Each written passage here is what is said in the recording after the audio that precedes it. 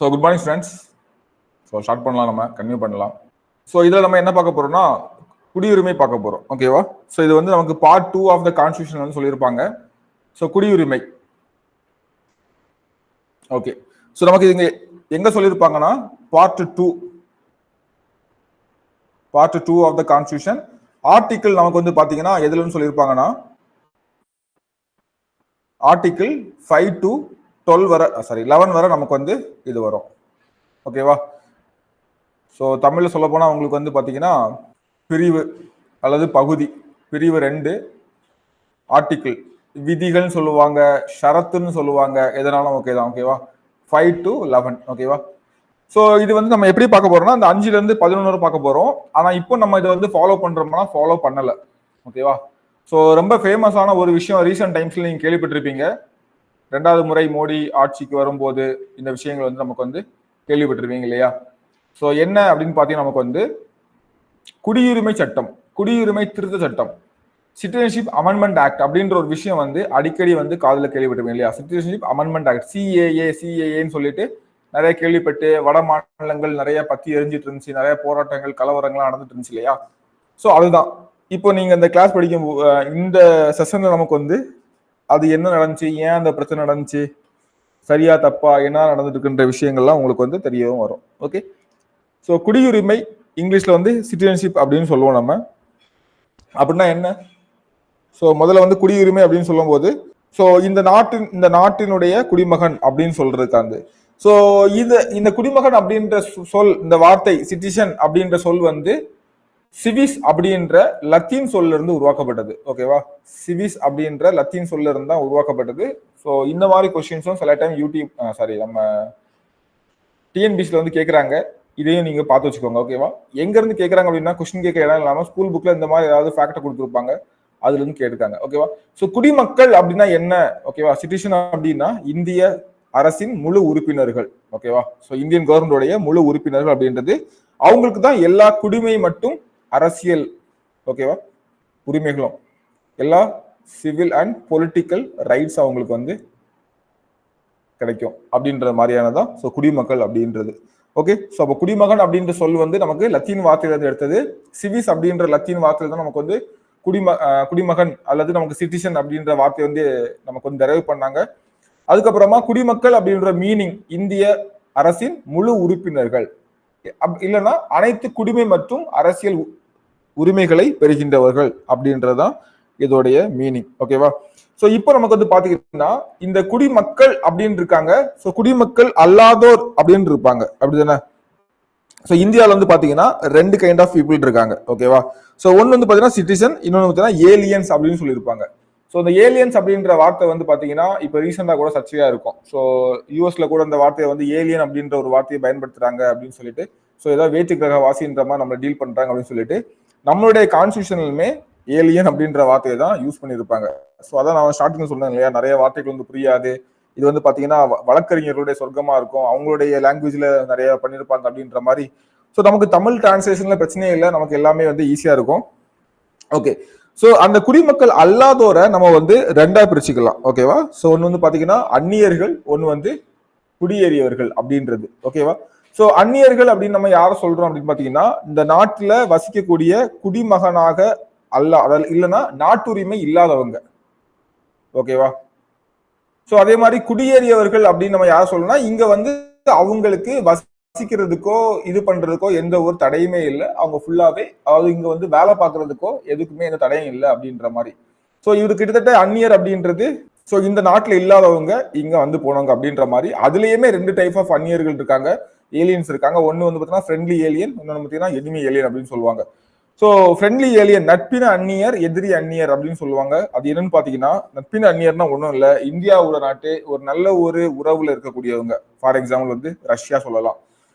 So அதே மாதிரி பாத்தீங்கன்னா எதிரி அந்நியர், ஸோ ஒரு போர் சூழல் கொண்ட நாடுகள். இப்போ வந்து பாகிஸ்தான் நமக்கு வந்து ஒரு எக்ஸாம்பிள் சொல்லலாம், அவங்க வந்து பாத்தீங்கன்னா எதிரி அந்நியர். ஓகேவா? இந்தியாவுடன் போர் சூழல் கொண்ட நாடுகள் அப்படின்னு சொல்லிட்டு நம்ம 2ஆ சொல்லலாம். ஓகேவா? இவங்க 2ஆ பிரிச்சுக்கலாம். ஒன்னு வந்து ஃப்ரெண்ட்லி ஏலியன், இன்னொன்று வந்து எனிமி ஏலியன். ஃப்ரெண்ட்லி ஏலியன் வந்து பாத்தீங்கன்னா நமக்கு வந்து ஒரு நல்ல ஒரு கார்டியல் ரிலேஷன்ஷிப் வித் இந்தியா அப்படின்ற மாதிரி. ஓகேவா? அதே மாதிரி வந்து எதிரி வந்து பாத்தீங்கன்னா எந்த எதிரி அந்நியர் எனிமி ஏலியன்ஸ் பாத்தீங்கன்னா இவங்க வந்து பாத்தீங்கன்னா எந்த ஒரு நேரத்திலையும் ஒரு வார் உருவாகலாம், ஒரு போர் சூழல் வந்து நடக்கலாம் அப்படின்ற மாதிரி உள்ளவங்க. ஓகேவா? ஸோ இதான் வந்து நமக்கு வந்து பாத்தீங்கன்னா இதான் நமக்கு வந்து பாத்தீங்கன்னா இந்த எதிரி அந்நியர் நட்பி அந்நியர். இந்த எதிரி அந்நியர் பாத்தீங்கன்னா நமக்கு இந்த ஒரு விஷயத்த ஞாபகம் வச்சுக்கோங்க. ஃபண்டமெண்டல் ரைட்ஸ் பார்க்கும்போது பார்ப்போம். ஸோ ஃபண்டமெண்டல் ரைட்ஸ்ல ஆர்டிகிள் 22 நமக்கு இருக்குது. ஆர்டிகிள் 22. ஸோ ஆர்டிகிள் 22 என்ன சொல்லுது அப்படின்னு பாத்தீங்கன்னா protection against arrest and detention. ஓகேவா? ஸோ கைது செய்வதிலிருந்து பாதுகாப்புக்கு உள்ள உரிமை அப்படின்றது. ஸோ ஒருத்தவங்க கைது பண்றாங்கன்னா அதுக்கு சில ப்ரொசீஜர் இருக்கு. சும்மா எல்லாரையும் கண்டுபிடி பண்ணிட முடியாது. அதுக்கு அவங்கள வந்து கரெக்டா கோர்ட்ல வந்து ப்ரொசீட் பண்ணணும். அந்த மாதிரியான விஷயங்கள்லாம் இருக்கு இல்லையா? ஸோ அது வந்து இவங்களுக்கு கிடையாது. ஓகேவா? அந்த ஆர்டிகிள் 22 இவங்களுக்கு வந்து பொருந்தாது. ஆனா நட்பின அந்நியர் வந்து பாத்தீங்கன்னா கிட்டத்தட்ட இந்தியர்களை போலவே ட்ரீட் பண்ணப்படுவாங்க. ஓகேவா? இந்த விஷயத்துல இந்த ஆர்டிகிள் 22 விஷயத்துல ஜஸ்ட் இந்த ஆர்டிகிள் 22 மட்டும் ஞாபகம் வச்சுக்கோங்க. நான் அங்க பார்க்கும்போது டீட்டெயிலா சொல்றேன். ஸோ இதான் வந்து பாத்தீங்கன்னா குடிமக்கள், அந்நியர், குடியேறியவர்கள், நட்பின் அந்நியர்னா என்ன, எதிரி அந்நியர்னா என்ன அப்படின்னு சொல்லிட்டு நம்ம வந்து பார்த்திருக்கோம். அடுத்து பாத்தீங்கன்னா குடிமக்களின் உரிமைகளும் அவங்களுடைய கடமைகளும். ஓகேவா? ஸோ அவங்களுக்கு என்னென்ன உரிமைகள் கடமைகள்லாம் இருக்கு அப்படின்னு சொல்லிட்டு ஸோ அரசியலமைப்பு சட்டம் வந்து பாத்தீங்கன்னா அடிப்படை உரிமைகள். இப்போ அவங்க குடிமக்களா இருக்காங்க அப்படின்ற பட்சத்துல வந்து பாத்தீங்கன்னா அவங்க இந்த ஆர்டிகிள் 15, ஆர்டிகிள் 16, 19, 29, 30, 15, 16, 19, 29, 30. ஓகேவா? இந்த 6 இதையும் வந்து பாத்தீங்கன்னா இவங்க வந்து ஃபுல்லாவே என்ஜாய் பண்ணலாம். ஓகே. ஸோ இது வந்து பாத்தீங்கன்னா ஏலியன்ஸ்க்குமே வந்து பொருந்தும். அவங்களும் இதை வந்து என்ஜாய் பண்ணலாம். இது வந்து அப்படியே ஃபண்டமெண்டல் ரைட்ஸ், அதான் அடிப்படை உரிமைகள். நம்ம வந்து தெளிவா பின்னாடி பார்க்கலாம். ஜஸ்ட் இதை வந்து நம்ம பார்க்கணும். ஸோ அங்க பார்க்கும்போது நான் சொல்றேன் இது குடிமக்களுக்கு மட்டுமா இல்லைன்னா வந்து பாத்தீங்கன்னா ஏலியன்ஸ்க்கு வருமா அப்படின்ற விஷயத்த வந்து நான் வந்து பின்னாடி ஃபண்டமெண்டல் ரைட்ஸ் பார்க்கும்போது சொல்றேன். இப்போதைக்கு ஜஸ்ட் நான் வச்சுக்கோங்க ஆர்டிகிள் 15.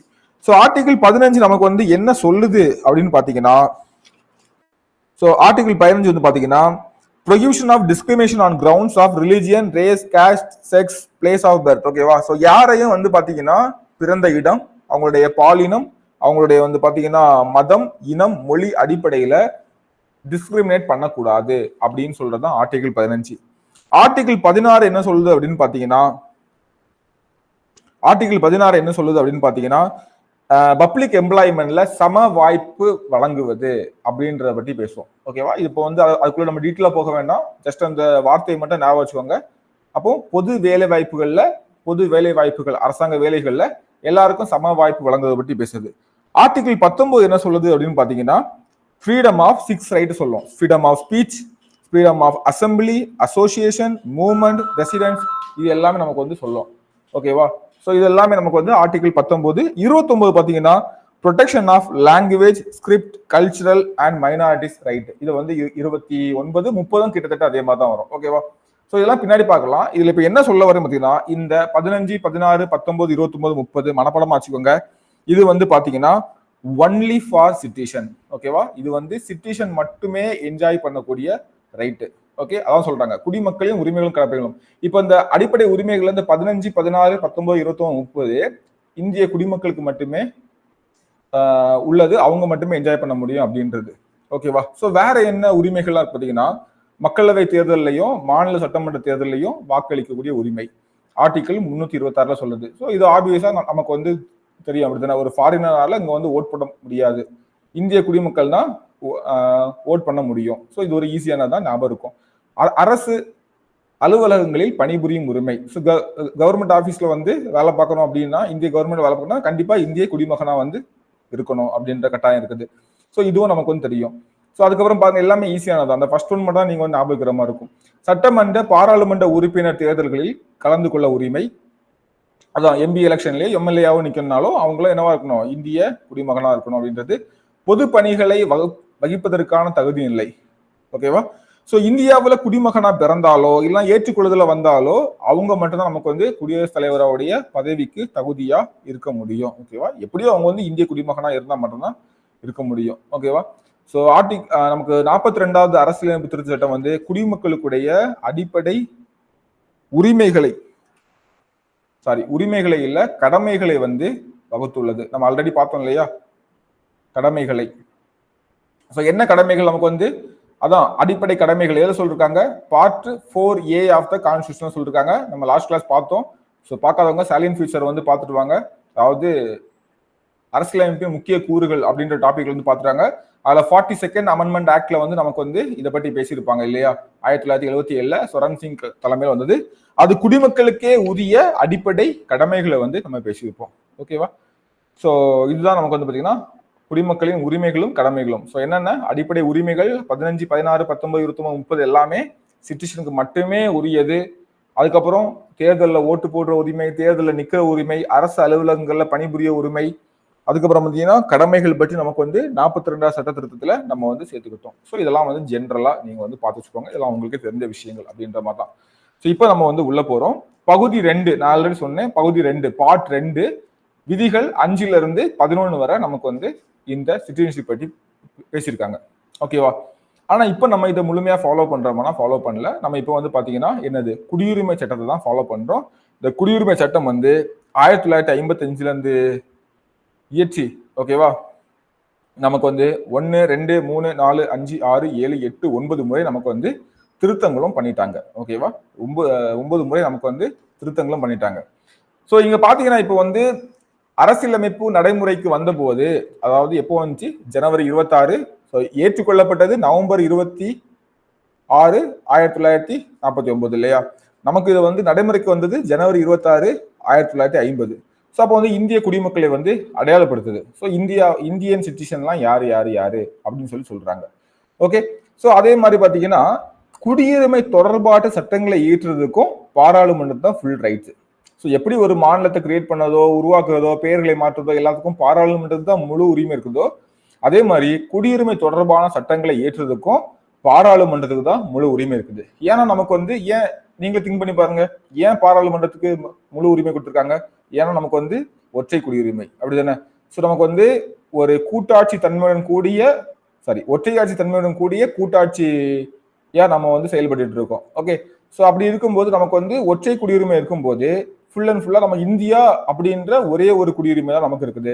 அந்த குடியுரிமை இருக்கும்போது பாராளுமன்றத்துக்கு தான் ஃபுல் பவர் இருக்குது. ஸோ அவங்க தான் வந்து பாத்தீங்கன்னா இந்த குடியுரிமை சம்பந்தமாட்டு எல்லா அதிகாரத்தையும் இது பண்ண முடியும். ஓகேவா?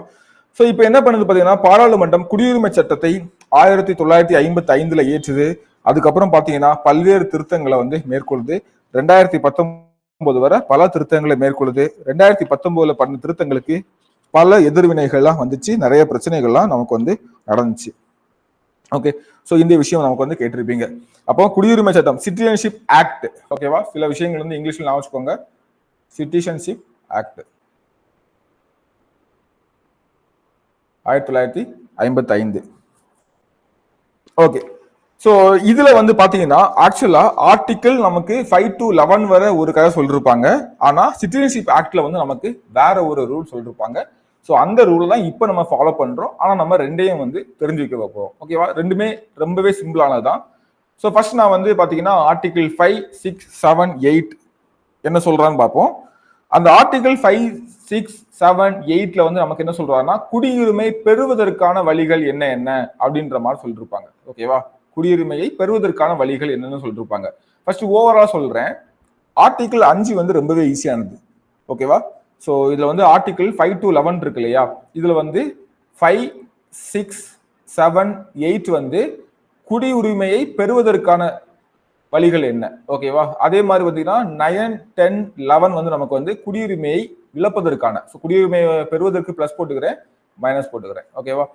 ஸோ இதை சொல்லிருப்பாங்க. அப்போ 5வது என்ன சொல்றாங்கன்னா ரொம்பவே சிம்பிளா பாருங்க, இந்தியாவில் வசிப்பிடத்தை கொண்ட நபரின் குடியுரிமை. ஓகேவா? இது எப்போ எழுதுனதுன்னா கான்ஸ்டியூஷன் எழுதும்போது எழுதுனது. அப்ப இருந்த சினாரியோ டோட்டலா வேற. ஓகேவா? இப்ப இருக்க சினாரியோ டோட்டலா வேற. இது வந்து கான்ஸ்டியூஷன் எழுதும் போது நமக்கு இதை வந்து ஃபிக்ஸ் பண்ணிருப்பாங்க. ஆனா அதுக்கப்புறம் நிறைய விஷயங்கள் மாறிச்சு இல்ல, உங்களுக்கே புரியும். அப்போ இந்தியாவில வசிப்பிடத்தை கொண்ட நபரின் குடியுரிமை தான் ஆர்டிகிள் 5ல வந்து பேசியிருப்பாங்க. அதை நம்ம டீட்டெயிலா பார்க்கலாம். அதுக்கு முன்னால விதி 6ல வந்து பாத்தீங்கன்னா பாகிஸ்தான்ல இருந்து இந்தியாவுக்கு புலம்பெயர்ந்து வந்தவர்களுடைய குடியுரிமையை பற்றி பேசியிருப்பாங்க. அதுக்குள்ள இயர் என்ன கிரைட்டீரியா எல்லாம் பின்னாடி பார்க்கலாம். ஆர்டிகிள் 7ல என்ன பாத்தீங்கன்னா இந்தியாவிலிருந்து பாகிஸ்தானுக்கு மார்ச் 1, 1947ல அதுக்கு முன்னாடி வர குடிபெயர்ந்து போனவங்க. ஓகேவா? அப்போ ஃபர்ஸ்ட் ஆர்டிகிள் 5 வந்து இந்தியாவிலேயே தங்களுடைய வசிப்பிடத்தை உள்ளவங்க. ஆர்டிகிள் 6ல வந்து பாகிஸ்தான்ல இருந்து இந்தியாவுக்கு வந்தவங்க. ஆர்டிகிள் 7ல இந்தியாவில இருந்து பாகிஸ்தானுக்கு போனவங்க. அந்த கிரைட்டீரியா எல்லாம் நம்ம வந்து பின்னாடி பார்க்கலாம். இப்போ ஜஸ்ட் வந்து ஓவர்லைனா நான் வச்சுக்கோங்க.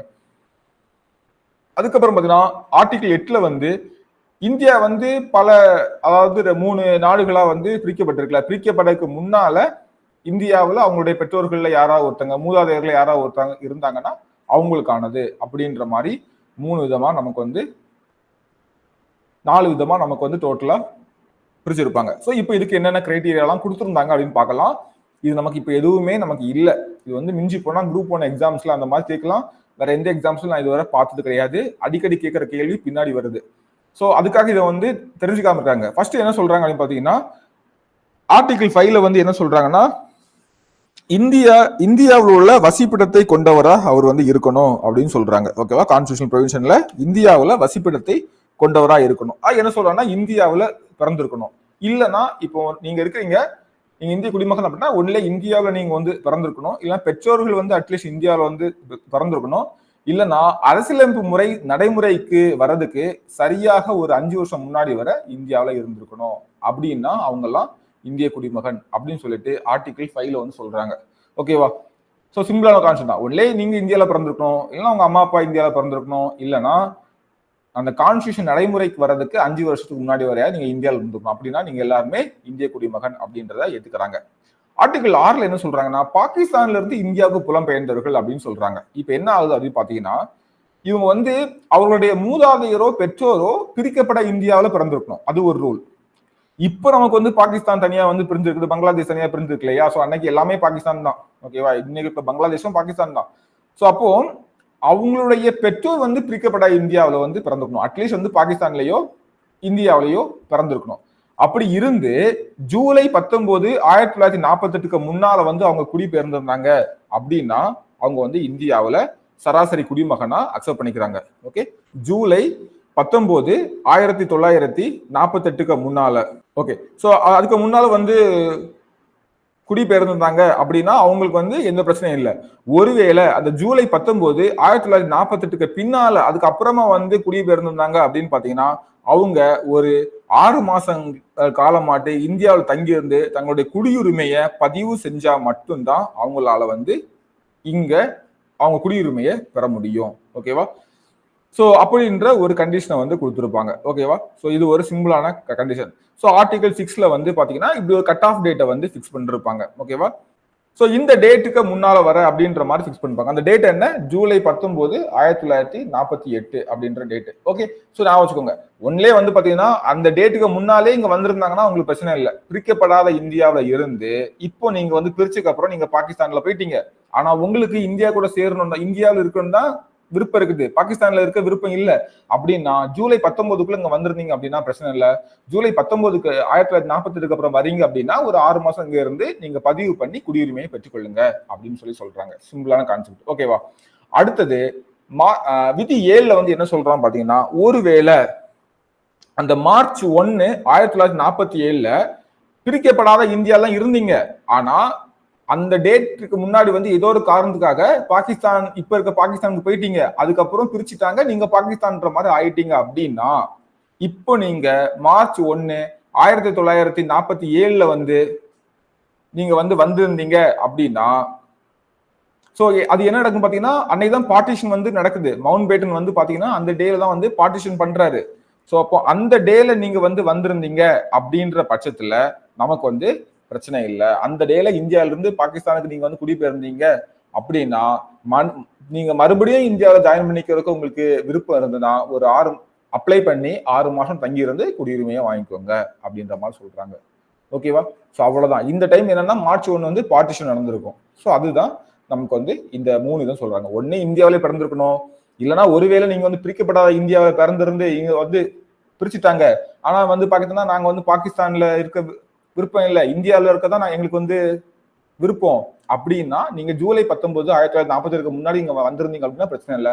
அதுக்கப்புறம் நீங்க வந்து வரீங்க அப்படின்னா 6 மாசம் தங்கி இருந்து நீங்க வந்து பெர்மிஷன், அதாவது ரெஜிஸ்டர் பண்ணி அதுக்கப்புறம் குடியுரிமை பெற்றுக்கொள்ளுங்க.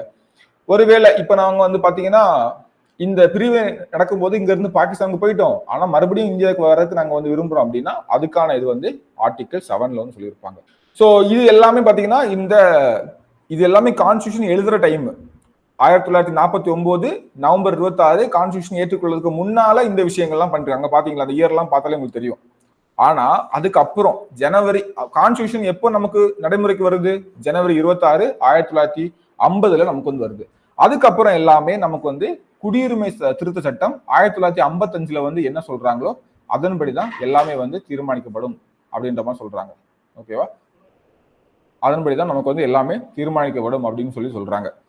ஓகே, இப்போ ஆர்டிகிள் 8 என்ன சொல்லுது அப்படின்னு பாத்தீங்கன்னா, பிரிக்கப்படாத இந்தியாவில் பிறந்த பெற்றோர்களில் ஒருவர் அல்லது மூதாதையர் ஆகியோர் கொண்ட நபர்களின் குடியுரிமை பற்றி பேசுது. ஓகேவா? சோ இந்தியா வந்து ஆல்ரெடி பிரிக்கப்படல. சோ இங்க இருக்கக்கூடிய மூதாதையர். சோ இப்போ வந்து பாத்தீங்கன்னா இவங்க வந்து இங்க உள்ளவங்க தான். ஆனா இவங்க வந்து இந்தியாவுக்கு வெளியில அந்த பிரிக்கப்படாத இந்தியா இருக்குல்ல, இவங்க வந்து இந்தியாவிலும் இல்ல, பாகிஸ்தான்ல, பங்களாதேஷ்லயும் இல்ல. அதாவது பிரிக்கப்படாத இந்தியாவில இல்ல. அவங்க வந்து வெளியே எங்கேயோ தங்கியிருக்காங்க. அப்படின்னா இவங்க என்ன பண்ணணும் அப்படின்னு பாத்தீங்கன்னா, இவங்க வந்து எந்த அரசியலமைப்பு நடைமுறையையும் கணக்கில் கொள்ள தேவையில்லை. வெளிநாட்டு தூதரகத்துல பதிவு பண்ணி நம்ம வந்து குடியுரிமையை வாங்கிக்கலாம். ஓகேவா? ஸோ இந்த 4 கிரைட்டீரியா நம்ம பார்க்கலாம். ஒன்லயே இங்கேயே இருக்கிறவங்க, பாகிஸ்தான்ல இருந்து வந்தவங்க, இங்க இருந்து பாகிஸ்தான் போனவங்க, அப்புறம் வெளிநாட்டுல இருக்கிறவங்க அப்படின்னு சொல்லிட்டு 4 இதை பார்க்கலாம். ஓகேவா? ஸோ இதுதான் வந்து பாத்தீங்கன்னா நமக்கு வந்து கான்ஸ்டியூஷன்ல சொல்லக்கூடிய நமக்கான 4 விஷயங்கள். ஓகேவா? கான்ஸ்டியூஷன்ல சொல்லக்கூடிய 4 விஷயங்கள் எப்படி வந்து குடியுரிமை பெறலாம் அப்படின்னு சொல்லிட்டு. ஓகேவா? புரிஞ்சுங்களா? ஓகேவா? கண்டிப்பா ஒரு சின்ன குழப்பம் இருக்கும். நம்ம வந்து இதை வந்து மறுபடியும் நீங்க திரும்ப படிங்க. சிம்பிள் தான். ஒன்னு இந்தியாவில இருக்கவங்க, ஒன்னு பாகிஸ்தான்ல இருந்து இந்தியாவுக்கு வந்தவங்க, இந்தியாவில இருந்து பாகிஸ்தான் போனவங்க. ஸோ இதெல்லாமே இந்தியா பாகிஸ்தான்றது நம்ம எப்ப பேசிட்டு இருக்கோம்? 1949 நவம்பர் 26 முன்னாடி பேசிட்டு இருக்கோம். ஓகேவா? ஸோ இது வந்து பாத்தீங்கன்னா விதி 8ல வந்து இந்தியாவில் பிறந்த பெற்றோர்கள் ஒருவர், மூதாதையர், அதாவது பிரிக்கப்படாத இந்தியாவில். ஓகேவா? பிரிக்கப்படாத இந்தியான்றது இந்தியா, பாகிஸ்தான், பங்களாதேஷ் சேர்ந்தது. ஓகேவா? At least India, east Pakistan, west Pakistan எப்படினாலும் வச்சுக்கோங்க. ஸோ இந்த ஏரியா ஃபுல்லா நமக்கு வரும். ஆனா இவங்க வந்து பாத்தீங்கன்னா அந்த டைம்ல இங்க இல்ல. ஓகேவா? இது வந்து பாகிஸ்தான், இது வந்து பங்களாதேஷ், அதனால ஃபுல்லா போட்டுருக்கு. இது வந்து இந்தியா. ஸோ இதான் வந்து பிரிக்கப்படாத இந்தியா. ஆனா வெளிநாட்டுல இருக்காங்க அப்படின்னா உங்களுக்கு பிரச்சனையே இல்லை, எந்த ஒரு கணக்கும் தேவையில்லை. இவங்க வெளிநாட்டு தூதரத்துல பதிவு பண்ணி நம்ம வந்து உள்ள வந்துக்கலாம் அப்படின்னு சொல்லிட்டு நமக்கு விதி 8ல வந்து சொல்றாங்க. ஃபைன். ஓகே. சோ அடுத்தது இப்போ வந்து குடியுரிமை இழக்கிறதுக்கு என்னென்னலாம் ரூல் இருக்கு அப்படின்னு சொல்லிட்டு ஆர்டிகல் 9, 10, 11ல சொல்றாங்க. சோ அடுத்தது பாருங்க, குடியுரிமை இழப்பு அப்படின்ற விஷயம். சோ குடியுரிமை இழப்பு அப்படின்றது நமக்கு வந்து பாத்தீங்கன்னா இதுல பேசியிருக்காங்க. ஆர்டிகிள் 9, 10, 11ல என்ன சொல்றாங்கன்னா, ஒருத்தர் வந்து தானாக முன் வந்து வெளிநாட்டு குடியுரிமையை ஒருத்தர் வந்து தானாவே இன்னொரு நாட்டுடைய குடியுரிமையை வாங்கும் போது இந்தியாவுடைய குடியுரிமையை வந்து அவரு இழந்துருவாரு. இதான் வந்து பாத்தீங்கன்னா ஆர்டிகல் 9ல நமக்கு வந்து சொல்லியிருப்பாங்க. ஓகேவா? வாலண்டரியாவே பாத்தீங்கன்னா இன்னொரு நாட்டோட குடியுரிமையை அவர் வாங்கும் போது நம்ம நாட்டோட குடியுரிமையை வந்து இழந்துருவாரு. ஓகேவா? சோ தானாக முன் வந்து. அடுத்து பாருங்க 10ல வந்து இந்திய குடிமகனாக இருக்கும் ஒரு நபரின் குடியுரிமையின் தொடர்ச்சியை பாராளுமன்றத்தால் இயற்றப்படும் சட்டக்கூறுகள் தீர்மானிக்க கூடும். ஓகேவா? சோ ஆர்டிகிள் 9 வந்து என்ன சொல்றாங்கன்னா, ஓகே, ஆர்டிகிள் 9 நமக்கு என்ன சொல்றாங்கன்னா, ஒருத்தர் வந்து தானாவே வந்து அவருடைய சிட்டிசன்ஷிப் வேணாம் அப்படின்னு சொல்லிட்டு வந்து பாத்தீங்கன்னா விட்டுட்டு போறது. சோ இது ஒரு கைண்ட். அடுத்தது நமக்கு வந்து பாத்தீங்கன்னா ஆர்டிகிள் 10ல நமக்கு வந்து என்ன சொல்றாங்க அப்படின்னு பாத்தீங்கன்னா, ஒரு இந்த நபர் வந்து கண்டினியூவா குடிமகனா இருக்கணுமா வேண்டாமா அப்படின்றத நமக்கு வந்து யார் நினைச்சா பண்ணலாம், நமக்கு பாராளுமன்றம் நினைச்சா வந்து அதை பண்ணலாம். ஓகேவா? இவர் வந்து கண்டினியூவா இவர் வந்து அதாவது இது இவங்க இல்லீகலா பண்றாங்க, வேற விஷயம் பண்றாங்க, இவர் இந்திய குடிமகனா இருக்க தகுதி இல்லை அப்படின்னு சொல்லிட்டு நீக்கணும் அப்படின்னா கூட நமக்கு வந்து அவரை வந்து நீக்கலாம். சோ இதான் வந்து ஆர்டிகிள் 10ல சொல்றாங்க. 11 ரொம்ப ரொம்ப முக்கியமானது. குடியுரிமை பெறுதல், முடிவுக்கு வருதல் தொடர்பான விதிகளை வகித்திட பாராளுமன்றத்திற்கே முழு அதிகாரம். இது ஒன்றும் பெரிய விஷயம் இல்லை. ஏன் பெரிய விஷயம் இல்லை அப்படின்னு பாத்தீங்கன்னா, என்ன நம்ம வந்து ஆல்ரெடி நிறைய பேசிட்டோம். பாராளுமன்றத்துக்கு என்ன அதிகாரம் இருக்கு அப்படின்றத நம்ம வந்து நிறைய பேசிட்டோம். ஏன் பாராளுமன்றத்துக்கு அதிகாரம்ன்றதே நம்ம வந்து நிறைய பேசிட்டோம். ஓகேவா? சோ இதான் வந்து ஆர்டிகிள் விதி 11ல வந்து நமக்கு வந்து சொல்லியிருப்பாங்க. ஓகேவா? சோ குடியுரிமை பெறுதல், முடிவுக்கு வருதல் தொடர்பான விதிகளை வகித்திட பாராளுமன்றத்திற்கு அதிகாரம் இருக்கு. இது வந்து 11 சொல்லிருப்பாங்க. ஓகேவா? அப்ப எல்லாமே இவங்க வந்து இந்தியன் சிட்டிசனா இல்லையான்னு சொல்றதுல முடிவு பண்றது எல்லாமே பாராளுமன்றம் தான். தற்போது விதி 5 முதல் 11 வரை செயல்பாட்டில் இல்லை. அதற்கு பதிலாக குடியுரிமை சட்டம் 1955 மட்டுமே செயல்படுகிறது. ஓகேவா? குடியுரிமை சட்டம் 1955 மட்டுமே நமக்கு வந்து செயல்பாட்டுல இருக்குது. ஸோ ரொம்ப ரொம்ப ரொம்ப ரொம்ப முக்கியமான ஒரு விஷயம். குடியுரிமை சட்டம் 1955 தான் நம்ம இப்போ வந்து ஃபாலோ பண்ணிட்டு இருக்கிறோம். இந்த குடியுரிமை சட்டமும் பாத்தீங்கன்னா நமக்கு வந்து நிறைய முறை திருத்தம் பண்ணப்பட்டு விட்டது. ஓகேவா? இந்த குடியுரிமை சட்டமும் நிறைய முறை திருத்தம் பண்ண விட்டது. ஸோ இப்போ வந்து 5, 6, 7, 8, 9, 10, 11 இதெல்லாம் வந்து ஜஸ்ட் என்னன்னு சொல்லி பார்த்து வச்சுக்கோங்க. ஓகேவா? இதுக்கப்புறம் பார்க்க போறது எல்லாமே ரொம்ப ரொம்ப ரொம்ப முக்கியமானது. இதுவரை பார்த்தது உங்களுக்கு பேசிக்கா தெரிஞ்சிருக்கணும். இதுக்கப்புறம் பார்க்க போறது நமக்கு வந்து நல்லாவே தெரியணும். ஓகேவா? குடியுரிமை சட்டம் 1955. இது வந்து பாத்தீங்கன்னா டிசம்பர் 30ஆம் தேதி குடியரசுத் தலைவருடைய ஒப்புதல் பெற்று நமக்கு வந்து கையில வருது. குடியுரிமையை பெறுதல், இழத்தல் தொடர்பான விதிகள் எல்லாம் இதுல வந்து எழுதுறாங்க. இது வந்து மொத்தமா 9 முறை திருத்தம் செய்யப்பட்டுள்ளது இப்போ வர. ஓகேவா? 1955 இயற்றப்பட்ட சட்டம் மறுமுறை திருத்தம் திருத்தம் திருத்தம் சொல்லி நமக்கு வந்து 9 முறை திருத்தம் பண்ணப்பட்டுள்ளது. ஸோ அது எப்பலான்ற தேவையில்லை. இந்த 9 முறை அப்படின்ற மட்டும் போதும். நான் எப்பலாம் அப்படின்றதும் நமக்கு இங்க கொடுத்துருக்கும். வேணும்னா ஞாபகம் வச்சுக்கோங்க, கொஞ்சம் கஷ்டமானது. 57, 60 அப்புறம் பிரச்சனை எல்லாம் போயிட்டு இருக்கும். 85, 86, 92, 2003, 2005, 2015, 2019 நிறைய பிரச்சனைகள் நடந்திருக்கும். அதெல்லாம் நீங்க வந்து பார்த்துருப்பீங்க இல்லையா? ஞாபகம் வச்சுக்கோங்க. ஓகேவா? சோ அப்ப குடியுரிமை சட்டம் எப்போ வந்து இவருடைய ஒப்புதல் பெற்று வருது அப்படி பாத்தீங்கன்னா, குடியரசுத் தலைவருடைய ஒப்புதல் பெற்று வருதுன்னா 1955 டிசம்பர் 30 வந்து பாத்தீங்கன்னா குடியரசுத் தலைவருடைய ஒப்புதல் பெற்று சட்டமா மாறி வெளியே ஸோ நான் ஆல்ரெடி சொன்னேன் இல்லையா, சட்டம் வரணும்னா இப்படி சட்டத்தை கொண்டு வராங்க அப்படின்னா ஒரு பில் கொண்டு வந்திருப்பாங்க. அது பாஸ் பண்ணி லோக்சபா ராஜ்யசபால பாஸ் பண்ணி குடியரசுத் தலைவருடைய கையில போயிருக்கும். அவர் வந்து அதுக்கு ஓகே சொல்லி நமக்கு வந்து நம்ம கையில வந்து வருது. ஓகேவா? சோ குடியுரிமை பெறுதலுக்கான இதுன்னு சொல்லியிருப்பாங்க, குடியுரிமை இழத்தலுக்கான 2 விஷயம் பேசியிருப்பாங்க. 9 முறை திருத்தம் பட்டுள்ளது. ஓகே, அதே நம்ம வந்து பார்த்துட்டோம். ஸோ 2019 திருத்தம் வந்து முக்கியமானது. ஓகே, ஸோ அப்போ நமக்கு இப்போ என்ன ஃபாலோ பண்ணிட்டு இருக்காங்க அப்படின்னு பாத்தீங்கன்னா, இப்போ நமக்கு வந்து என்ன ஃபாலோ பண்றாங்கன்னா, இந்த குடியுரிமை சட்டம் 1995 தான் நமக்கு வந்து ஃபாலோ பண்ணிட்டு இருக்காங்க. ஓகேவா? ஃபாலோ பண்ணிட்டு இருக்காங்க அப்படின்னு சொல்லிக்கலாம். இது வந்து நமக்கு எத்தனை முறை? பல முறை வந்து திருத்தம் செய்யப்பட்டுள்ளது. ஓகேவா? இதுல ஒரு பாயிண்ட் எக்ஸ்ட்ரா போட்டிருக்கேன். குடியுரிமை திருத்த சட்டம் 2003 வந்து பாத்தீங்கன்னா நமக்கு வந்து என்ன பண்ணிருப்பாங்கன்னா, காமன்வெல்த் குடியுரிமையை வந்து ரத்து பண்ணிருப்பாங்க. என்னன்னு சொல்லி பின்னாடி பார்க்கலாம். ஓகே, இப்ப இந்த 2 இதுவும் வந்து பாத்தீங்கன்னா அடிக்கடி நமக்கு வந்து கொஸ்டின்ல கேட்டிருக்கக்கூடியது. குடியுரிமையை பெறுவதற்கான வழிகள் திணை அப்படின்னு கேட்கிறாங்க. 5 வழிகள். ஓகேவா? இதையே அடிக்கடி கொஸ்டின்ல கேட்டிருக்காங்க. குடியுரிமை இழப்பதற்கான வழிகள் திணை 3 வழிகள். ஓகேவா? பெறுவதற்கு 5 வழிகள், இழப்பதற்கு 3 வழிகள். இது வந்து அடிக்கடி கொஸ்டின்ல கேட்டிருக்காங்க, பாத்துக்கோங்க. ஓகே, சோ எந்தெந்த அடிப்படையில குடியுரிமையை நம்ம வந்து சிட்டிசன்ஷிப் ஆக்ட் கீழே நம்ம வந்து பெறலாம் அப்படின்னு பாத்தீங்கன்னா 5 வழிகள்ல பெறலாம். 1 வந்து பிறப்பின் அடிப்படையில், 2 வந்து வம்சாவளியின் அடிப்படையில், 3 வந்து பதிவு செய்தலின் அடிப்படையில், 4 வந்து குடிமக்களாக ஏற்றுக்கொள்வதன் அடிப்படையில், 5 வந்து பிரதேசங்களை ஒன்றிணைப்பதன் அடிப்படையில். எப்படிலாம் இழக்கலாம் அப்படின்னு பாத்தீங்கன்னா, துரத்தல் மூலம், முடிவு கோருதல் மூலம், பறித்தல் மூலம். என்ன அப்படின்னு சொல்லி டீட்டெயிலா பார்த்துடலாம். ஓகேவா? உங்களுக்கு வந்து என்னன்னு மட்டும் தெரிஞ்சா போதும். ஒவ்வொன்றுக்கும் மீனிங் மட்டும் நீங்க வந்து தெரிஞ்சு வச்சுக்கோங்க. அதெல்லாம் நீங்க வந்து பெருசா நம்ம வந்து படிக்கணும் அப்படிலாம் தேவையில்லை. எல்லாமே ஈஸியா இருக்கும், பேர்லயே இருக்கும். ஓகேவா? சோ பிறப்பின் மூலம் அப்படின்றது பாத்தீங்கன்னா, ஒரு பெர்சன் வந்து பாத்தீங்கன்னா இந்தியாவில் பிறந்திருக்காரு அப்படின்னாலே போதும். அதுக்கு ஒரே ஒரு ரூல் மட்டும் கொடுத்துருப்பாங்க. அந்த பெர்சன் வந்து பாத்தீங்கன்னா, சோ சிம்பிளா அந்த ஒரு ரூல் தான்.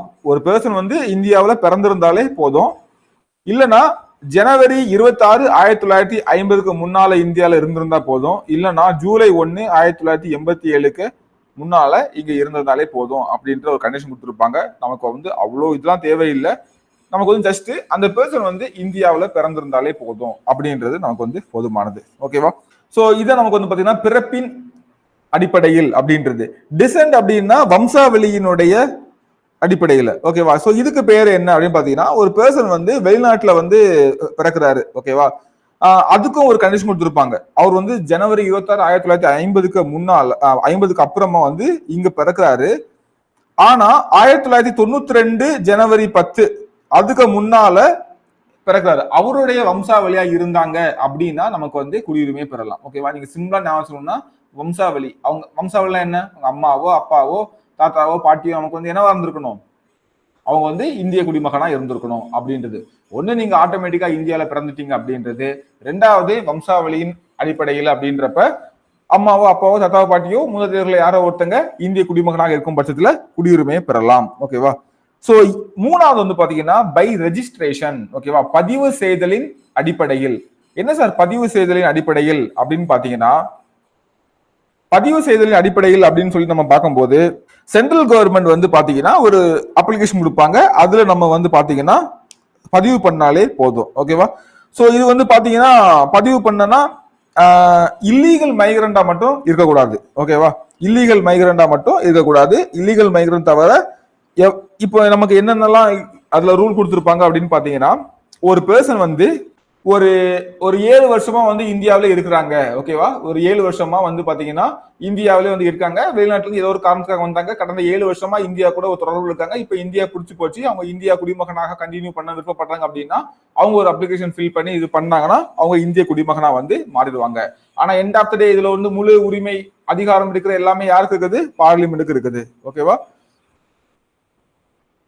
ஓகே. சோ அதே மாதிரி பாத்தீங்கன்னா ஒரு பெர்சன் வந்து அதே மாதிரி வெளிநாட்டவர் அன்டிவைடட் இந்தியாவில் பிறந்த வெளிநாட்டவர் கூட அவர் வந்து இந்திய குடிமகனா மாறணும் அப்படின்னா கூட அவருக்கு இதே ரூல் தான். இதே மாதிரி ஒரு பெர்சன் வந்து இந்தியாவில உள்ள ஒருத்தங்களை மேரிட் பண்ணிட்டு வராங்க அப்படின்னாலும் அவங்க வந்து பை ரெஜிஸ்ட்ரேஷன் மூலமா, ஓகேவா? இப்போ ஒரு இந்தியாவில உள்ள ஒருத்தர் வெளிநாட்டுல உள்ள ஒருத்தங்களை திருமணம் பண்ணிட்டு வராங்க, அவங்க இந்திய குடிமகனா மாறினாலும் இது மூலமா ஈஸியா மாறலாம். ஆனா அவங்களும் இங்க வந்து ரெஜிஸ்ட்ரேஷன் பண்ணணும். ரெஜிஸ்ட்ரேஷன் பண்றது மூலமா அவங்க வந்து மாறிடலாம். ஓகே. அதே மாதிரி பாத்தீங்கன்னா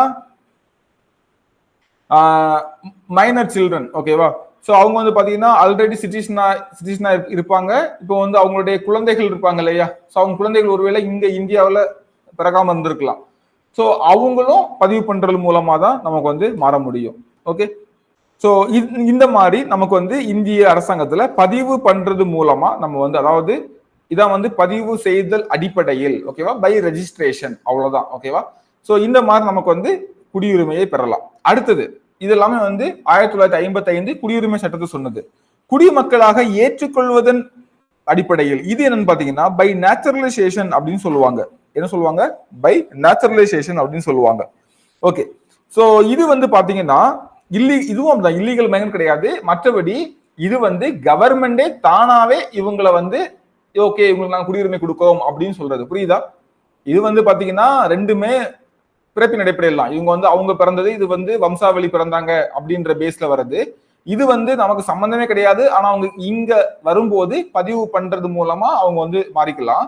இது வந்து பை கவர்மெண்ட், இது வந்து சிட்டிசன், இது வந்து விருப்பப்படுறவங்க பதிவு பண்ணி மாறுது. இது கவர்மெண்டே உங்களை நாங்க ஏத்துக்கிறோம், உங்களுக்கு ஓகேவா அப்படின்ற மாதிரி மாறுறது. ஓகேவா?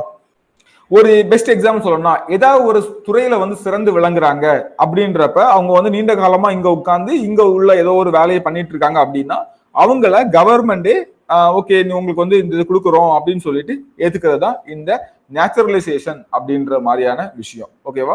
சோ இது இவ்வளவுதான். அது ஒருவேளை அவங்களுடைய ஒரு நல்ல கேரக்டருக்காக கொடுக்கலாம். சோ இது வந்து நம்ம என்ன வேணாலும் சொல்லலாம். ஒரு நல்ல கேரக்டருக்காக கொடுக்கலாம் அப்படின்ற மாதிரி சொல்லலாம். இல்ல அவங்க வந்து ஏதோ ஒரு துறையில சிறந்து விளங்குறாங்க அப்படின்றக்காக சொல்லலாம். இந்த மாதிரி பல காரணத்துக்காக இந்தியன் கவர்மெண்டே அவங்களுக்கு நேச்சுரலைசேஷன் இயல்பாவே அப்படின்ற மாதிரி ஒரு மீனிங் வருது பாத்தீங்களா? சோ அவ்வளவுதான் இதுல வந்து நீங்க கவனிக்க வேண்டிய விஷயம். ஓகேவா?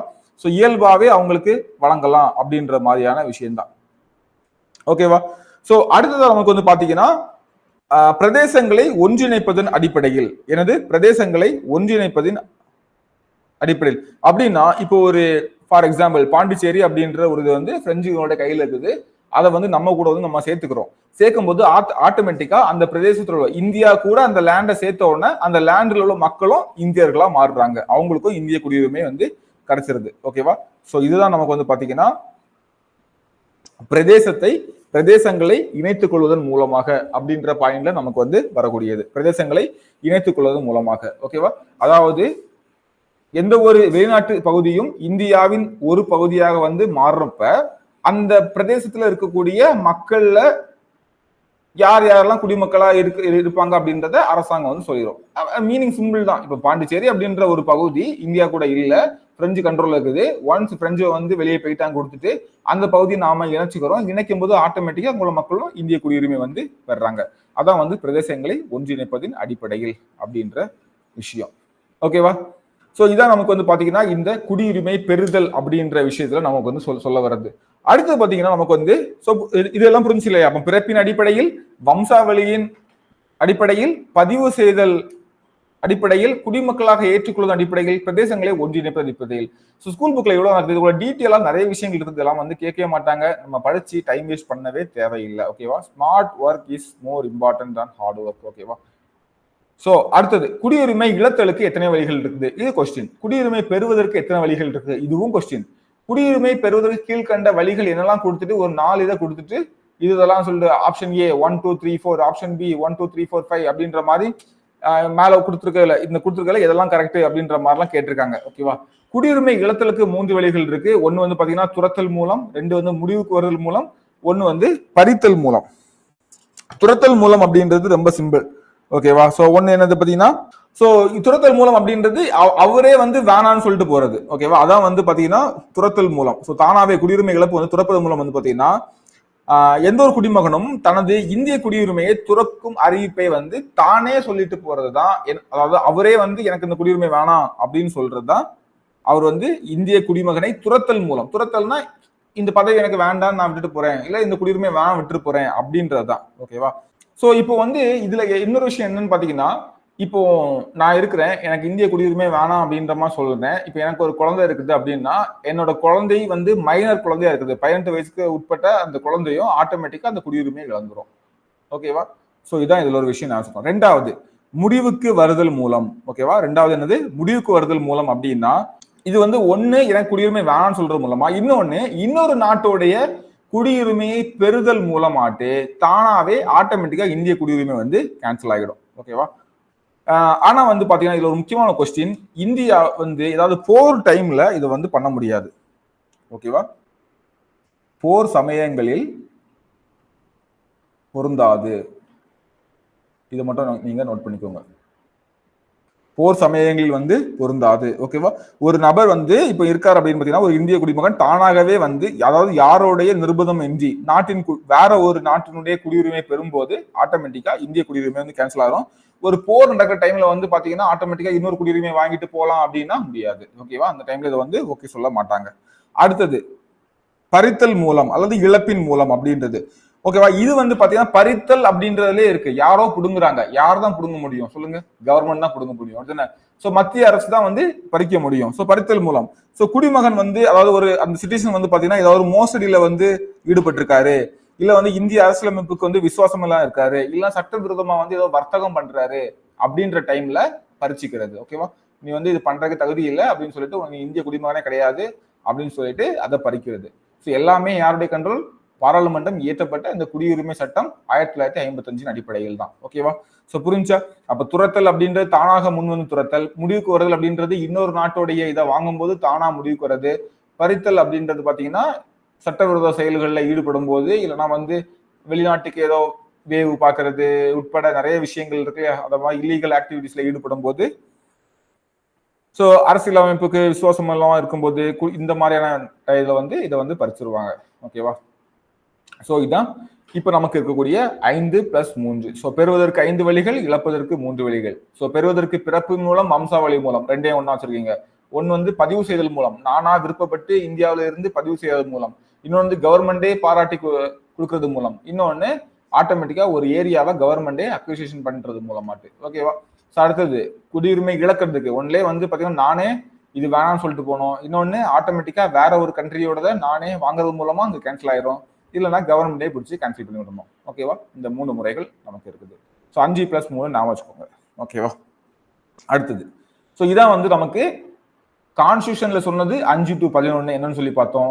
இப்போ குடியுரிமை திருத்த சட்டம், குடியுரிமை சட்டத்தை தான் நம்ம வந்து ஃபாலோ பண்ணிட்டு இருக்கோம். 1999 1955 ஏற்பட்ட குடியுரிமை சட்டம் இப்போ நமக்கு வந்து பாத்தீங்கன்னா 2019 வரை திருத்தம் பண்ணிருக்காங்க. அதை தான் நம்ம வந்து ஃபாலோ பண்ணிட்டு இருக்கோம். அந்த கான்ஸ்டியூஷன் உள்ளதை ஃபாலோ பண்ணல. ஓகேவா? ஸோ அதை பேஸ் பண்ணி நம்ம வந்து ஃபாலோ பண்ணல. ஏன்னா இப்போ வந்து நிறைய மாறுறது இல்லையா, நிறைய இல்லீகல் மைக்ரன்ஸ் உள்ள வராங்க, இந்த மாதிரியான விஷயங்கள் எல்லாமே மாறிட்டு வர அதை பேஸ் பண்ணி நம்ம வந்து பண்ணிருக்கோம்.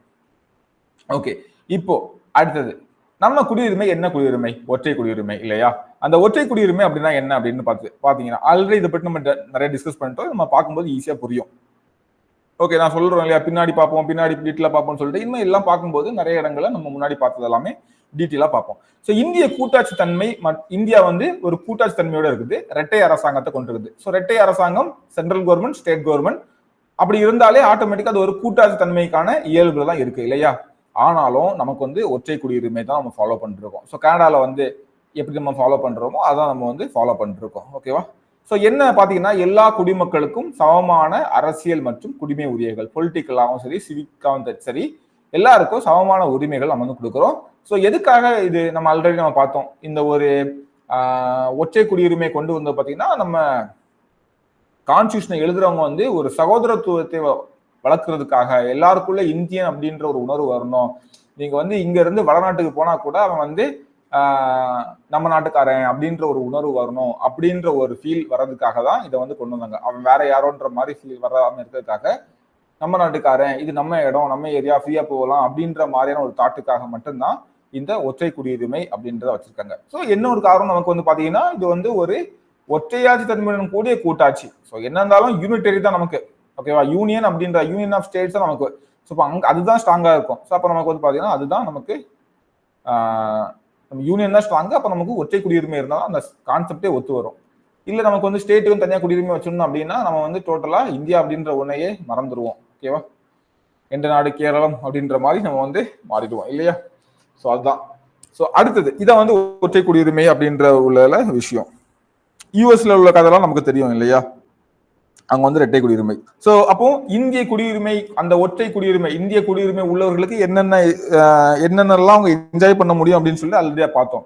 ஆர்டிகிள் 15, ஆர்டிகிள் 16, ஆர்டிகிள் 19, ஆர்டிகிள் 29, 30 இல்லையா. இது எல்லாமே நமக்கு வந்து இவங்க மட்டும் தான் என்ஜாய் பண்ண முடியும் அப்படின்றது நம்ம வந்து ஆல்ரெடி பார்த்துட்டோம் இல்லையா. ஸோ இப்போ OCI, overseas citizen of India. ஓகேவா.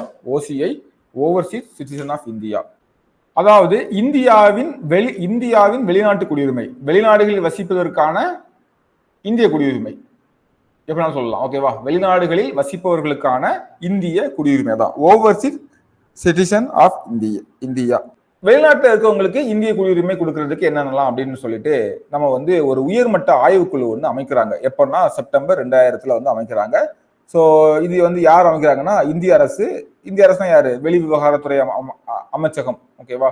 அதாவது எக்ஸ்டர்னல் அஃபேர்ஸ் வந்து ஒரு குழு அமைக்கிறாங்க. யார் தலைமைன்னா LM சிங்வி தலைமையில, ரொம்ப முக்கியமான ஒரு LM சிங்வி தலைமையில இந்தியால இருந்து புலம்பெயர்ந்து போனவங்களுக்கு மீதான ஒரு ஆய்வுக்குழு ஒண்ணு அப்படின்னு சொல்லிட்டு ஒண்ணு செட் பண்றாங்க. இந்தியாவில இருந்து புலம்பெயர்ந்து வெளிநாடுகள்ல வசிப்பவர்களுக்கான ஒரு இதை வந்து இருக்காங்க. இவங்க வந்து பாத்தீங்கன்னா ஒரு அறிக்கையை ஒண்ணு உலகளாவிய லெவல்ல இந்தியாவில இருந்து புலம்பெயர்ந்து வெளிநாடுகளை வசிப்பவங்களுடைய ஒரு ரிப்போர்ட் எடுத்து சப்மிட் பண்றாங்க. ஓகேவா. இவங்க ரிப்போர்ட் வந்து பாத்தீங்கன்னா ஜனவரி 2022 சப்மிட் பண்றாங்க. ஓகே. இவங்க வந்து அமைச்சது இப்போ ரிப்போர்ட் வந்து எப்போ பண்றாங்க அப்படின்னு பாத்தீங்கன்னா, ரிப்போர்ட் அப்படின்றத சப்மிட் பண்றது 2022 ஜான்ல வந்து சப்மிட் பண்றாங்க.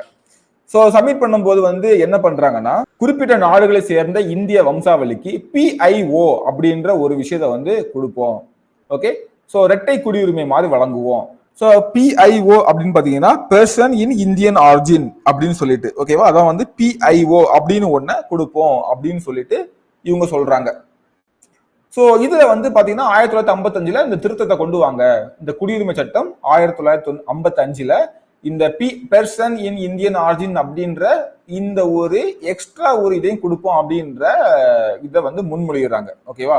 இங்க பாருங்க, உலகளாவிய இந்திய வம்சாவளிகளை ஆய்வு செய்ய இந்தியாவை பூர்வீகமாக கொண்டவர்களுக்கு இரட்டை குடியுரிமை தான் பாத்தீங்கன்னா இந்த PIO அப்படின்ற ஒண்ணு வந்து கொண்டு வருவோம் அப்படின்னு சொல்லிட்டு.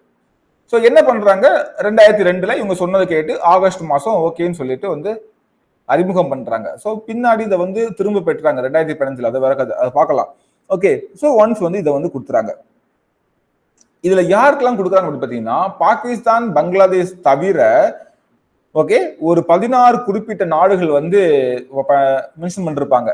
அந்த நாட்டுல இருக்கிறவங்களுக்கு இந்த வெளிநாட்டு குடியுரிமையை பெறுவதற்கு வந்து பாத்தீங்கன்னா ஒரு குறிப்பிட்ட நாடுகளுக்கு மட்டும் வந்து ஒரு 16 நாடுகள் மட்டும் நமக்கு வந்து OCI அப்படின்றது நமக்கு வந்து கொடுக்கறதுக்காக எல்லா வித ஏற்பாடையும் வந்து பண்றாங்க. லாஸ்டா பாத்தீங்கன்னா என்ன பண்றாங்கன்னா இந்த PIO அப்படின்றத கேன்சல் பண்ணிட்டு, ஸோ OCI இந்த கேட்டகரியை விட்டுருங்க. ஃபர்ஸ்ட் வந்து பெர்சன் இன் இந்தியன் ஆரிஜின் அப்படின்றது மட்டும் கொடுக்குறாங்க.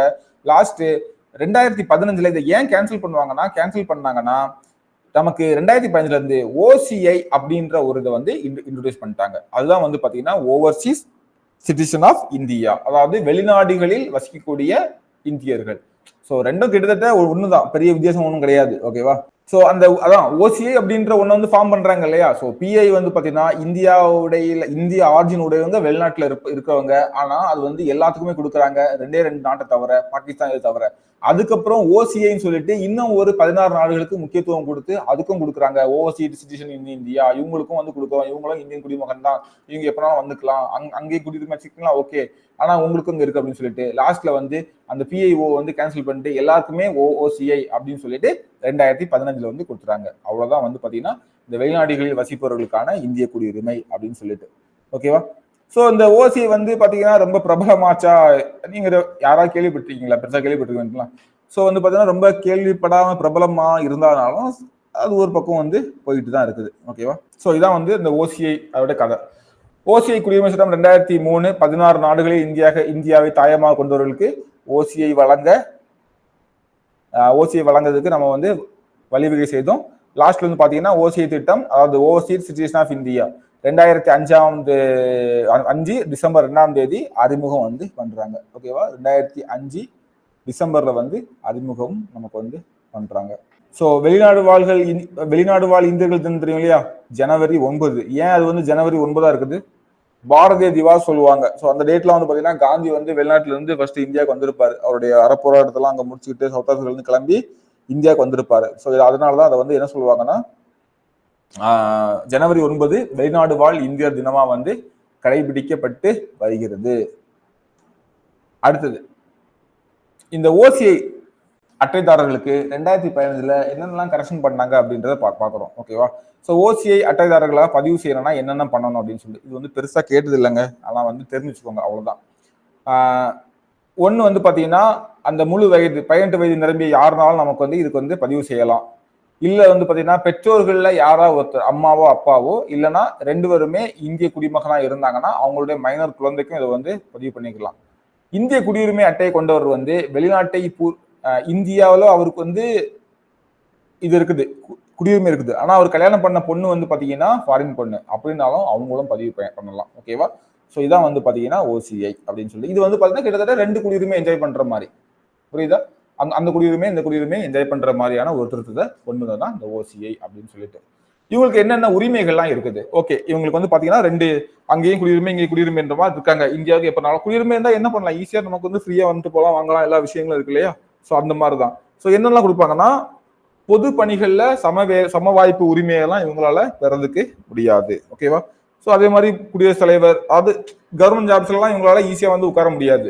குடியரசுத் தலைவர், துணை குடியரசுத் தலைவர் போன்ற பெரிய பெரிய பதவிக்கெல்லாம் போக முடியாது. உச்ச நீதிமன்ற உயர் நீதிமன்ற நீதிபதிகள் ஆக முடியாது. வாக்களிக்கும் உரிமை கிடையவே கிடையாது.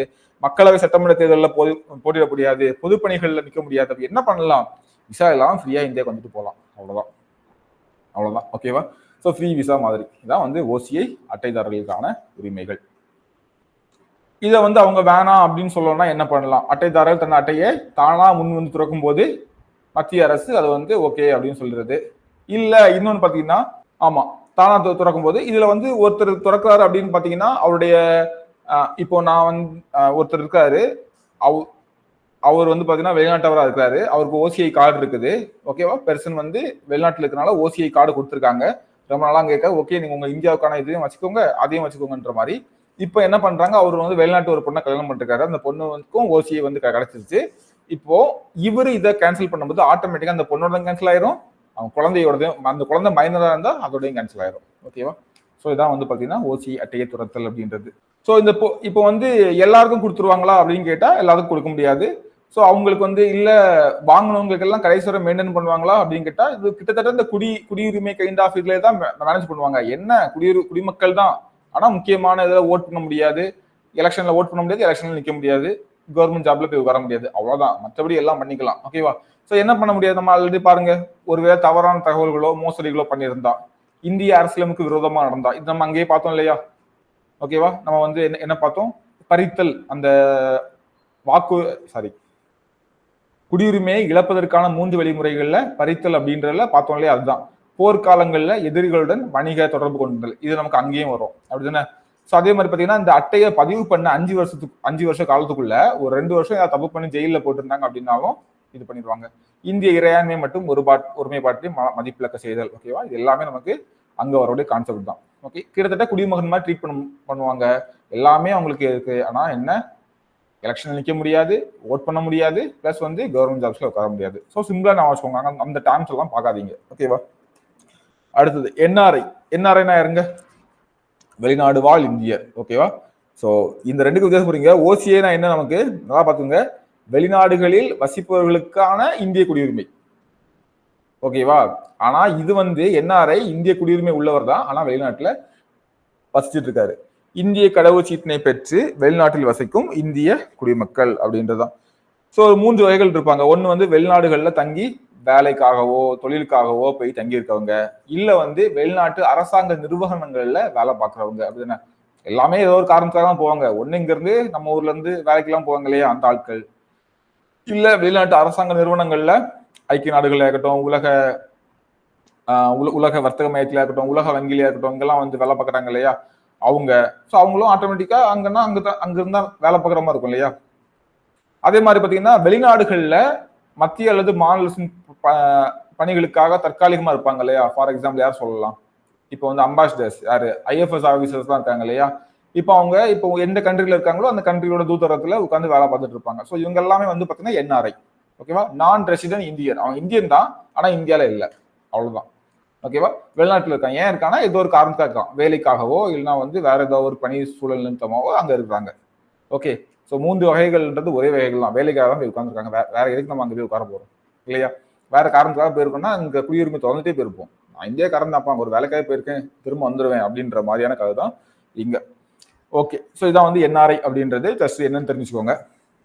இப்போ நம்ம இதில் பார்க்க வேண்டியது முக்கியமானது, இந்த குடியுரிமை திருத்த சட்டம் 2019 நம்ம வந்து பார்க்கணும். குடியுரிமை திருத்த சட்டம் 2019. ஸோ இந்த பிரச்சனைகள் நடக்கும்போதெல்லாம் பார்த்துருப்பீங்கன்னு நினைக்கிறேன்.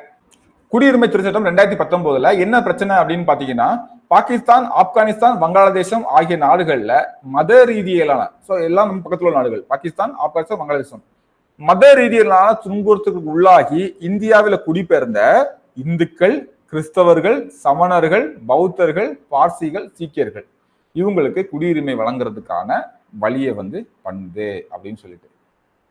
ஓகேவா. ஸோ இதில் முஸ்லீமை சேர்க்கல அப்படின்ற பிரச்சனை.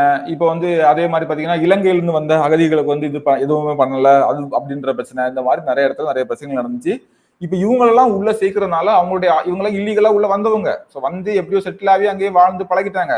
இவங்களால எங்களுக்கு பிரச்சனை அப்படின்னு சொல்லிட்டு இப்போ நம்ம ஊர்ல எங்கேயோ நாட்டுல வந்து அவங்களுடைய ஒரு கூட்டம் வந்து தங்கி ஆக்கிரமிச்சு அவங்களோட வேலைகளை பண்ணிட்டு நமக்கு வாய்ப்புகள்லாம் பறிக்க போகும்போது ஸோ இப்படின்னு சொல்லிட்டு பிரச்சனைகள் நடந்துட்டு இருந்துச்சு. இதுல வந்து என்னன்னா, இந்த மத ரீதியான அப்படின்னு சொல்லிட்டு இப்போ முஸ்லீம்கள் அங்க வந்து பாதிக்கப்படலையா, அவங்க அங்க இருந்து பாதிக்கப்படுதுன்னு தப்பிச்சு இங்க வந்தாங்க, ஸோ அவங்களுக்கு இங்க கொடுக்க மாட்டீங்களா அப்படின்ற ஒரு கேள்வி வந்து சண்டை வந்துச்சு.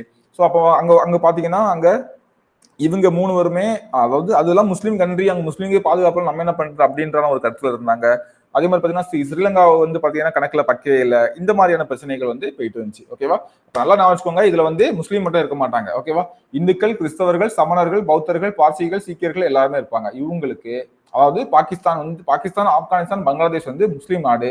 இங்க முஸ்லீம் அல்லாத மற்ற சமூகத்துல இருந்து இங்க வந்தவங்களுக்கு குடியுரிமை வழங்குறதுக்கு வழிவகை செய்யறது தான் இந்த திருத்தம். 9வது திருத்தம் 1955 இருந்து ஆரம்பிச்சு நிறைய திருத்தங்கள் பண்ணி 2019 9வது திருத்தம் பண்ணிருப்பாங்க. அந்த 9வது திருத்தத்துல இந்த ஒரு விஷயத்தை வந்து பண்ணிருப்பாங்க. ஓகேவா. ஓகே, என்னென்ன நிபந்தனைகள்லாம் இதுல போட்டிருந்தாங்க. ஓகே, அவங்களுக்கு குடியுரிமை கொடுக்கணும். ஓகே, குடியுரிமை கொடுத்துருவோம்.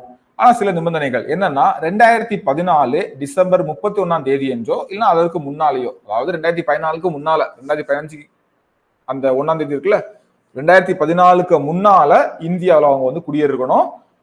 இந்தியாவில் தொடர்ந்து அவங்க ஒரு 6 வருஷமாவது தங்கி இருக்கணும்.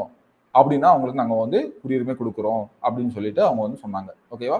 ஸோ அப்படின்னு சொல்லிட்டு அவங்க சொன்னாங்க. இதான் வந்து இந்த 2019 வந்து குடியுரிமை அப்படின்றது. ஸோ லாஸ்டா ஒரே ஒரு விஷயம், NPR. ஓகேவா, தேசிய மக்கள் தொகை பதிவேடு. ஸோ ஒன்றும் இல்லை, தேசிய மக்கள் தொகை, நேஷனல் பாப்புலேஷன் ரெஜிஸ்டர், அவ்வளவுதான். ஸோ இந்தியாவில் வசித்து வருபவர்களுக்கு, அதாவது 6 மாதங்களுக்கு மேலாக ஒரே இடத்துல அவங்க வசித்து வராங்க, அடுத்த 6 மாசமும் அங்கதான் உட்கார போறோம் அப்படின்னா, ஸோ அவங்களுடைய பட்டியல் தான் NPR அப்படின்றது. ஓகேவா. ஜஸ்ட் ரீகால் பண்ணிடலாமா. ஸோ ஃபர்ஸ்ட் நம்ம என்ன பார்த்தோம், அப்போ அந்த ஆர்டிகிள் 5 to 11 வரை என்னன்னு பார்த்தோம். ஸோ அதுக்கப்புறம் குடிமக்கள்லாம் யாரு, அவங்களோட உரிமைகள் என்ன, கடமைகள் என்னன்னு சொல்லி பார்த்தோமா. இதெல்லாம் ஈஸியானது. அந்த அடிப்படை உரிமைகள் மட்டும் நீங்க வந்து ஞாபகம் வைக்கணும். மீது எல்லாமே ஈஸியானது தான். அப்புறம் ஆர்டிகிள் 5 to 11 வரை பார்த்தோம். ஆர்டிகிள் 5 வந்து இந்தியாவில் வசிப்பிடத்தை கொண்ட நபரினுடைய குடியுரிமையை பற்றி வந்து பேசுது. ஆர்டிகிள் 6 வந்து பாகிஸ்தான்ல இருந்து இந்தியாவுக்கு ஒரு குறிப்பிட்ட டேட்ல ஜூலை 19 1940 முன்னால குடிபெயர்ந்தவர்கள் அந்த விஷயத்தை பற்றி பேசுது. ஆர்டிகல் 7 வந்து பாத்தீங்கன்னா இந்தியாவிலிருந்து பாகிஸ்தானுக்கு மார்ச் 1 1940 முன்னால 47 முன்னால குடிபெயர்ந்தவர்கள் விஷயத்தை பற்றி பேசுது. ஆர்டிகல் 8 வந்து என்ன சொல்லுதுன்னு பாத்தீங்கன்னா பிரிக்கப்படாத இந்தியாவுல பிறந்த மூதாதையர்களுடைய வம்சாவளியை பற்றி பேசுது. ஓகேவா, அவங்க வந்து வெளிநாட்டில் தங்கியிருக்காங்க. அதாவது இந்தியா, பாகிஸ்தான், பங்களாதேஷ் அந்த பிரிக்கப்படாத இந்தியாவில் அவங்க இல்ல, வெளிநாட்டில் இருக்காங்க. அவங்களுடைய குடியுரிமை பதிவு செய்தல் மூலமா நீங்க வந்து ஜாயின் பண்ணிக்கலாம் அப்படின்ற மாதிரி பேசுது. அடுத்தது குடியுரிமை இழப்பு அப்படின்றது. குடியுரிமை இழப்பு 3 பார்த்தோம். ஒண்ணு வந்து தானா முன் வந்து இழக்கிறது, அதே மாதிரி பாத்தீங்கன்னா பாராளுமன்றத்தினால இது பண்றது, அதுக்கப்புறம் பாத்தீங்கன்னா குடியுரிமை ஆர்டிகல் 11 பாத்தீங்கன்னா ஒண்ணு வந்து தானா இழக்கிறது, இன்னொன்று வந்து கவர்மெண்ட் வந்து இழக்க வைக்கிறது. தானா இழக்கிறது வந்து 9, 10 வந்து கவர்மெண்ட் பண்றது. இது 11 என்ன சொல்லிருப்பாங்கன்னா இந்த குடியுரிமை பெறுதல், முடிவுக்கு வருதல் தொடர்பான விதிகள் எல்லாம் பாராளுமன்றத்துல ஃபுல் அதிகாரம் இருக்குது. இந்த ஆர்டிகல் 11 யூஸ் பண்ணி தான் நமக்கு வந்து குடியுரிமை சட்டம் 1955 வந்து கொண்டு வராங்க. அப்படிதானே? ஏன்னா அதுல இருந்து பவர் கொடுத்துருக்காங்க. எப்படி இந்த சட்டத்தை வந்து நீங்க கிரியேட் பண்றீங்க, எப்படி உங்களுக்கு தான் இது ஆர்டிகல்ல சொல்லியிருக்கு, நமக்கு கான்ஸ்டியூஷன்ல சொல்லியாச்சு, அதை ஃபாலோ பண்ணாம நீங்க என்ன புதுசா கொண்டு வரீங்க அப்படின்னு கேட்கலாம் இல்லையா. அங்க என்னன்னு பாத்தீங்கன்னா ஆர்டிகல் 11 வந்து குடியுரிமை பெறுதல், முடிவுக்கு வருதல் தொடர்பான எல்லா விதிகளையும் வந்து பாராளுமன்றத்திட்ட கொடுத்து வச்சிருக்குது. ஸோ அப்போ நமக்கு பாத்தீங்கன்னா ஆர்டிகல் 5 இருந்து 11 வரை இப்ப செயல்பாடுல இல்ல. குடியுரிமை சட்டம் 1955 இருந்து என்ன ரூல் இருக்கோ அதுதான் நமக்கு வந்து செயல்பாட்டில் இருக்குது. ஸோ குடியுரிமை சட்டம் 1955 வந்து குடியரசுத் தலைவர் ஒப்புதல் பெற்று டிசம்பர் 30 1955 வருது. பெறுதலுக்கும் இழத்தலுக்கும் பல வழிகளை சொல்லுது. பெறுதல் அப்படின்றது நமக்கு வந்து 5 வழிகள்லையும், இழத்தல் வந்து 3 வழிகளையும் இருக்குது. 9 முறை திருத்தம் செய்யப்பட்டுள்ளது. ஸோ பெறுதல் அப்படின்றது பிறப்பின் அடிப்படையில், வம்சாவளியின் அடிப்படையில், அதே மாதிரி பதிவு செய்தல் மூலமாக, குடிமக்களாக ஏற்றுக்கொள்வதன் மூலமாக, கவர்மெண்டே முன் வந்து ஏற்றுக்கொள்வதன் மூலமாக இன்னொரு பிரதேசங்களை, இன்னொரு டெரிட்டரியை நம்ம கூட வந்து சேர்க்கிறது மூலமாட்டு. குடியுரிமை இழக்கிறதுக்கு 3 வழி இருக்குது. துரத்தல், முடிவுக்கு வருதல், குறைத்தல் மூலமா நமக்கு இருக்குது. அதே மாதிரி பாத்தீங்கன்னா நமக்கு வந்து ஒற்றை குடியுரிமை என்னன்னு சொல்லி பார்த்தோம். ஓசிஐ அப்படின்னா என்ன பார்த்தோம். ஃபர்ஸ்ட் பிஐஓவா இருந்து அதுக்கப்புறம் ஓசிஐ இருந்து 2015 இருந்து நமக்கு வந்து இது கண்டினியூ ஆகிட்டு இருக்குது. குடியுரிமை சட்டம் 2015 நிறைய கரெக்ஷன் பண்ணிருப்பாங்க. எப்படி அவங்க வந்து பதிவு பண்ணணும், அவங்களுக்கு என்னென்ன உரிமைகள் இருக்குது, அவங்க அதை வந்து துறக்கணும்னா என்ன பண்ணணும், இல்ல இவங்களே கவர்மெண்டே ரத்து பண்ணா என்னென்ன இருக்குது அப்படின்றத பார்த்தோம். என்ஆர்ஐனா யாருன்னு பார்த்தோம். குடியுரிமை திருத்த சட்டம் 2019 ரீசெண்டா நடந்த திருத்தம், அதுல என்ன பண்ணாங்க அப்படின்றத பார்த்தோம். ஓகேவா. அடுத்தது என்பிஆர் அப்படின்னா என்னன்னு சொல்லி நம்ம வந்து பார்த்தோம். ஸோ இதான் நமக்கு வந்து பாத்தீங்கன்னா ஆன் தி ஹோல் நமக்கு வந்து குடியுரிமை அப்படின்ற டாபிக்ல. ஸோ இதோட நமக்கு வந்து பாத்தீங்கன்னா நமக்கு வந்து குடியுரிமை 11 ஆர்டிகிள் வரை நமக்கு வந்து முடிஞ்சிச்சு. அடுத்த கிளாஸ் நம்ம வந்து பார்ட் 3 ஆஃப் த கான்ஸ்டியூஷன் நம்ம வந்து பார்ப்போம். பார்ட் 3 வந்து ஃபண்டமெண்டல் ரைட்ஸ். ஸோ ஒரு சூப்பரான ஒரு கிளாஸ். ஸோ மிஸ் பண்ணாதீங்க. அதை வந்து நம்ம நெக்ஸ்ட் கிளாஸ்ல பார்க்கலாம். ஸோ இந்த வகுப்புல உங்களுக்கு ஏதாவது டவுட்டுகள், சந்தேகங்கள் இருந்து அப்படின்னா நீங்க கேட்கலாம். இல்ல ஒன்ஸ் படிச்சுட்டு வந்து அடுத்த கிளாஸ் நம்ம வந்து கேட்கனாலும் கேட்கலாம். ஸோ அதே மாதிரி மேலும் ஒரு தகவல் என்னன்னா, இந்த வகுப்புகள் யூடியூப்ல பார்த்துட்டு இருக்கவங்க உங்களுக்கு தேவையான உங்களுக்கு சந்தேகம் வந்தா கமெண்ட்ல வந்து தெரியப்படுத்துங்க. ஸோ உங்களுக்கு என்ன கருத்துக்கள் இருந்தாலும் கமெண்ட்ல தெரியப்படுத்துங்க. ஸோ தொடர்ந்து லைவ் கிளாஸ் அட்டன் பண்ணணும், வகுப்புகளை ஜாயின் பண்ணணும் அப்படின்னா அதோடைய விவரங்கள், ஃபீஸ் ஸ்ட்ரக்சர் எல்லாவற்றையான விவரங்களுக்கு நம்மளுடைய இன்ஸ்டியூட் நம்பர் ஸ்க்ரீன்ல உங்களுக்கு தெரியுது. 9659106106 இந்த நம்பருக்கு நீங்க வந்து கான்டாக்ட் பண்ணுங்க. ஸோ நெக்ஸ்ட் கிளாஸ் சந்திப்போம். ஸோ படிச்சுட்டு வாங்க, நோட்ஸ் எடுங்க. அடுத்த கிளாஸ் நம்ம ரிவைஸ் பண்ணும்போது உங்களுக்கு எல்லாமே படிச்சது ஒர்த்தா, ஞாபகம் இருக்கா அப்படின்றத செக் பண்ணிட்டு அடுத்த கிளாஸ்ல நம்ம சந்திப்போம். So thank you.